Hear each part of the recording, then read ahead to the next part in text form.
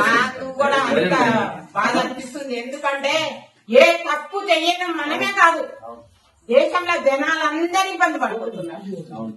అందరు పొట్టల మీద కొడుతున్నాడు వాడు, అందరు కన్నీరు నీరు తీసుకుంటున్నాడు వాడు. ఏ వరదలేని పారిపోతున్నది జనాలని, కానీ వానికి మంచిదే కాదు. వానికి రేవంత్ రెడ్డికి అసలు మంచిదే కాదు. వాడు ఏమనుకుంటుండో ఏ ఊహలాలు ఉన్నాడో. నేను చూసినాను కాంగ్రెస్ పార్టీ, కానీ ఇటువంటి కాంగ్రెస్ పార్టీ ఇప్పుడు ఫస్ట్ టైం చూస్తున్నాను నేను. ఈ కాంగ్రెస్ ఇది ఫస్ట్ టైం చూడడం. నేను నా పుస్తకం నుంచి పెద్దగా ఇందాక కాంగ్రెస్ పార్టీలు వచ్చినాయి, అన్ని చూసినాను, కానీ ఇట్లాంటి పరిస్థితి నేను చూడలేను. అసలు నేను చూడలేను.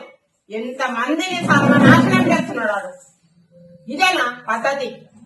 అసలు లెక్క పెట్టుకోవాలి సుక్కలిగా. ఛాన్స్ అనేది మనకొచ్చేది రాదా? మనకు కూడా వస్తుంది కదా. ఏమో ముందు ఏమంటే ఇప్పుడు కురుకురికి పాలు తాగితేనంటే నోరు కాలిందంట, వేడి పాలు. ఎక్కువ పొంగిన పాలు కొయ్యిపాలే.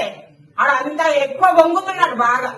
నేను చేసిన పనులకు నాదే పెద్ద గొప్ప అని అనుకుంటున్నాడు, కానీ ఏం పనులు చేస్తున్నాడో, ఆయన ఏం చేస్తున్నాడో ఆయనకే అర్థం కావాలి.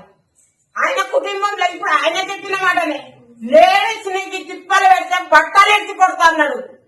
మరి మమ్మల్ని లేడీస్ కదా, మమ్మల్ని తిప్పలు పెట్టేస్తున్నాడు.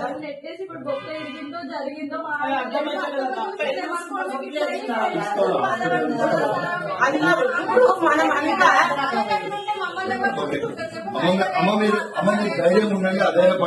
నాకు పార్టీ ఉన్నదనే